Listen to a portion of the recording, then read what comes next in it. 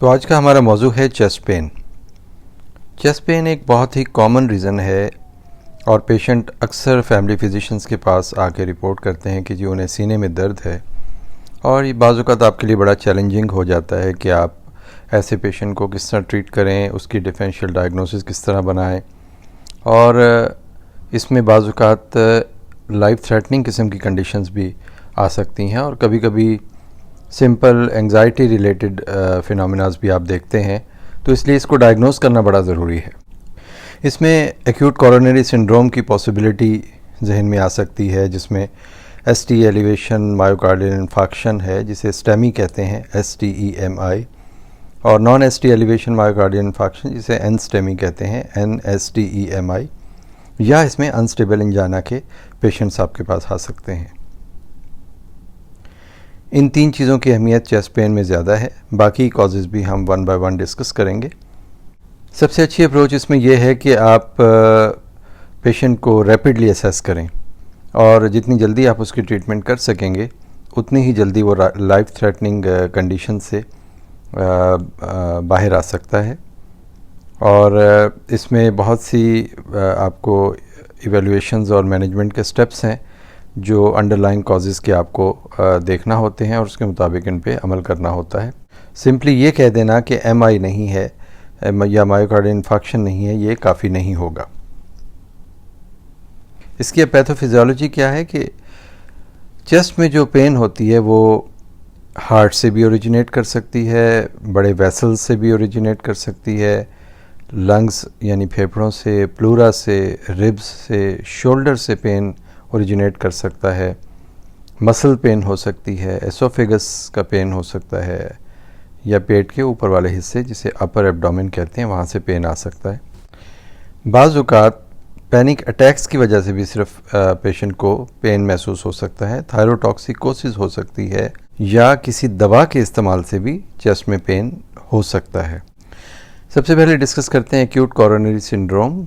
इसकी तफसील में मैं बाद में जाऊँगा। पहले मैं acute coronary syndrome, stable angina, panic disorder, GERD, gastro-oesophageal reflux disease या एसोफेजियल स्पैज्म और कुछ दूसरी कॉजेज़ को समरी के तौर पे आपके सामने रखता हूँ। एक्यूट कोरोनरी सिंड्रोम का जो दर्द होता है ये मायोकार्डियम यानी दिल के जो मसल्स होते हैं इनकी हाइपोपरफ्यूजन की वजह से होता है। यानी उसमें अगर खून कम जा रहा है मायोकार्डियम में की ब्लड सप्लाई मुतासिर हो रही है तो एक्यूट कोरोनरी सिंड्रोम का फिनोमेना देखने में आता है।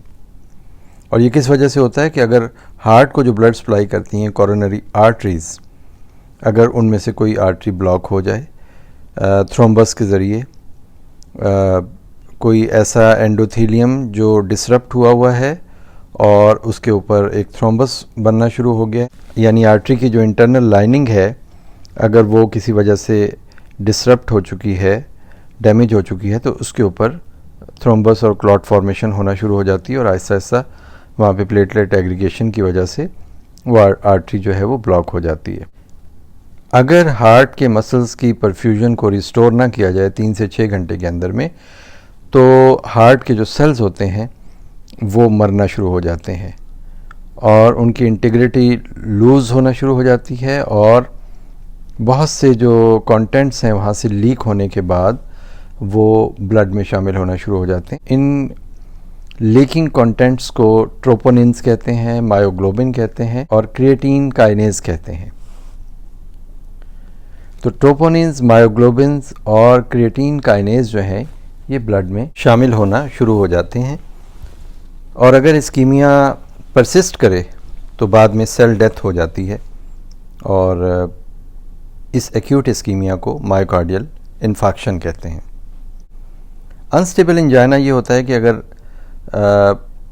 रेस्ट की हालत में भी 20 मिनट तक या 20 मिनट से ज़्यादा सीने में दर्द रहे तो इसको हम ज़्यादातर अनस्टेबल कोरोनरी आर्टरी ओक्लूजन या हाइपोपरफ्यूजन कहते हैं। लेकिन अनस्टेबल एंजाइना इसमें न्यू ऑनसेट और एफर्ट डिपेंडेंट एंजाइना भी इसकी किस्में हैं और अगर क्रॉनिक एंजाइना सिम्टम्स में सडनली कोई सिग्निफिकेंट इंक्रीज़ आना शुरू हो जाए विद इन 2 मंथ्स, तो इसको भी हम कंसिडर करते हैं। इंजाइना में इस तरह की अचानक आने वाली तब्दीलियाँ ये बाज़-औक़ात किसी आर्टरी के रप्चर को ज़ाहिर करती हैं, या प्लैक में आने वाली कोई चेंजेस, या formation of a new thrombus, और ऐसा थ्रोम्बस जो कि आर्टरी को पूरी तरह भी बंद नहीं कर रहा, या एक एथीरोमा की प्रोग्रेशन को भी ये सारी चीज़ें शो करती हैं जब सिम्टम्स अचानक बढ़ जाएं। अनस्टेबल इंजाइना को मामूली नहीं समझना चाहिए, क्योंकि इसकी वजह से होने वाली अमवात की शरह भी तकरीबन वही है जो कि मायोकार्डियल इन्फार्क्शन से जिस तरह शरह अमवात है। तो इसलिए अनस्टेबल इंजाइना को मायोकार्डियल इन्फार्क्शन से डिस्टिंग्विश करना ज़रूरी है भी, और इसकी मैनेजमेंट स्ट्रेटजीज़ को समझना भी ज़रूरी है जो कि आपस में मुख्तलिफ हैं। इसके अलावा एक इंजाइना होता है जिसे कहते हैं वेरिएंट इंजाइना, या वेजोस्पास्टिक, या प्रिंस मेटल इंजाइना।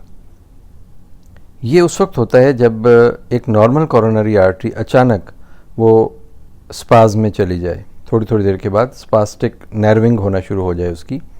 और अमूमन ये जो ट्रू कोरोनरी वेजोस्पाज्म है ये इतना कॉमन नहीं है। एक्यूट कोरोनरी सिंड्रोम की दूसरी अहम वजूहात में non atherosclerotic coronary artery inflammation है या डिसेक्शन है।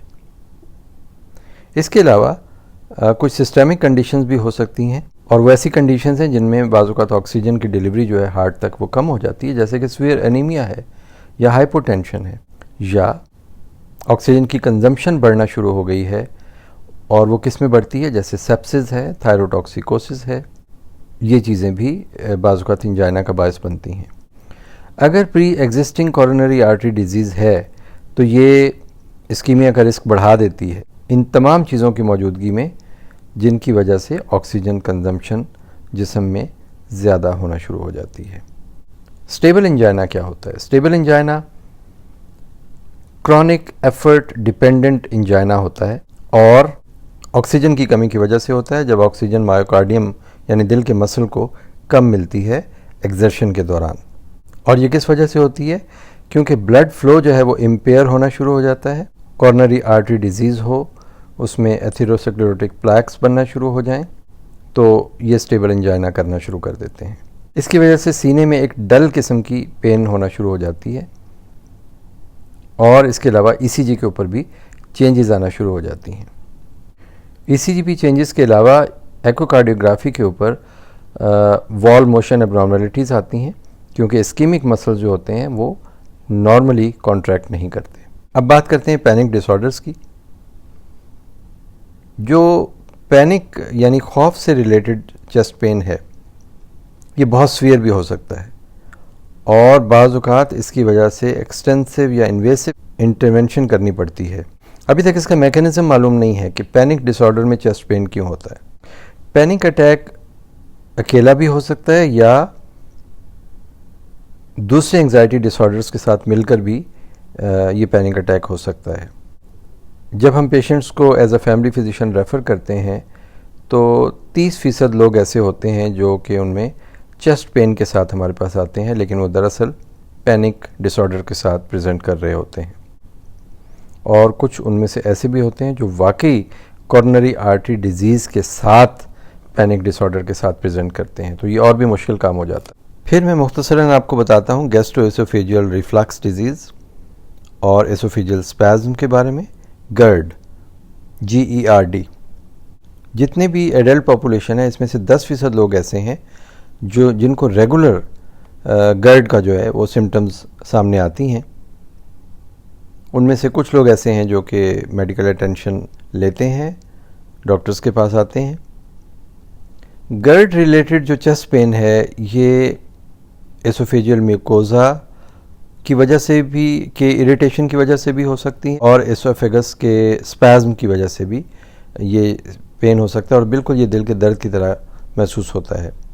और रिफ्लक्स क्यों होता है? हम जानते हैं कि लोअर एसोफेजियल स्फिंक्टर जो है जब वो रिलैक्स हो जाता है तो जो फूड है और जो एसिड है स्टमक का वो एसोफेगस के अंदर आ जाता है, और समटाइम सोते हुए वो पेशेंट के हलक तक आ जाता है। और ये लोअर एसोफेजियल स्फिंक्टर क्यों रिलैक्स होता है? जब कैफ़ीन का, अल्कोहल का और फैटी फूड्स का ज़्यादा इस्तेमाल किया जाए। सीने में दर्द की और वजूहात में मस्कुलोस्केलेटल चेस्ट पेन है, और ये पसलियों से दर्द उठ सकता है, सॉफ्ट टिश्यू से दर्द उठ सकता है, माइट्रल वॉल्व प्रोलैप्स की वजह से भी सीने में दर्द होता है यंग पीपल में, ख़ासतौर पे ख़वातीन में। इसकी जो सिम्टम्स हैं बहुत वेरिएबल हैं और बाज़ औक़ात इंटायरली एब्सेंट होती हैं इसकी symptoms half of the cases में।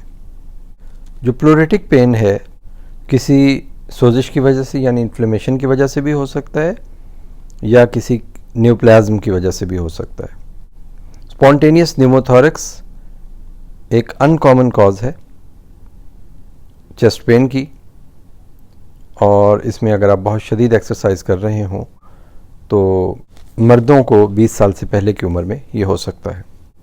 बाज़ औक़ात चेस्ट पेन बहुत rarely dissection of the thoracic aorta उसकी वजह से हो सकता है, और ये हाइपरटेंसिव पेशेंट्स में होता है। मार्फन सिंड्रोम एक है, और सिफिलिस, इसकी भी ये कॉजेज़ भी बताई जाती हैं चेस्ट पेन के लिए समटाइम्स। वर्टिब्रल या रिब मेटास्टेसिस, किसी भी मैलिग्नेंसी की वजह से अगर मेटास्टेसिस हो जाए वर्टिब्रा में या रिब्स में तो ये भी चेस्ट पेन का बायस बन सकते हैं। मेडिस्टाइनल लिम्फ नोड्स अगर इनलार्ज हो जाएं किसी वजह से, किसी लिम्फोमा की वजह से, ये भी चेस्ट पेन कर सकते हैं। सार्कोइडोसिस भी रेयर कॉजेज़ में आती है, और कोलेजन वैस्कुलर डिजीज़ भी इसकी रेयर कॉजेज़ में बताई जा सकती है। तो आज की वीडियो में हमने समरी के तौर पर डिस्कस किया है कि चेस्ट पेन की मेजर कॉजेज़ क्या हैं। इससे अगले पॉडकास्ट में हम डिफरेंशियल डायग्नोसिस पे बात करेंगे और इसकी क्लिनिकल इवैल्यूएशन के हवाले से बात करेंगे। उम्मीद है आपको पॉडकास्ट का ये सिलसिला पसंद आ रहा होगा। आज इस सिलसिले में मैंने कोशिश की है कि सादा और आम फहम ज़ुबान में वो चीज़ें मैं डिस्कस करूं जो आप चलते फिरते गाड़ी में कानों में हेडफोन लगा के सुन सकते हैं, और इससे हमारी जो क्लिनिकल स्किल है वो इम्प्रूव हो सकती है। आपका बहुत बहुत शुक्रिया।